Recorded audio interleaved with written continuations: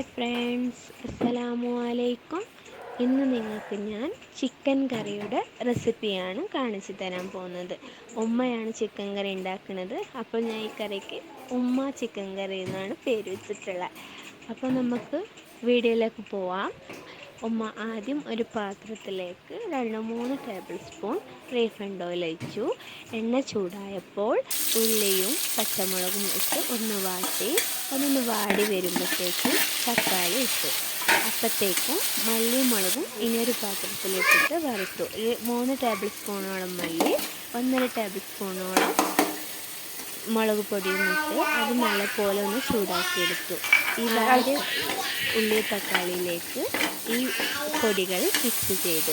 അതിലേക്ക് മഞ്ഞൾപ്പൊടിയും മിക്സ് ചെയ്തു നല്ലോണം ഒന്ന് ചൂടാക്കി. പിന്നെ 2 ടേബിൾ സ്പൂൺ ചിക്കൻ മസാലയും ആഡ് ചെയ്തു.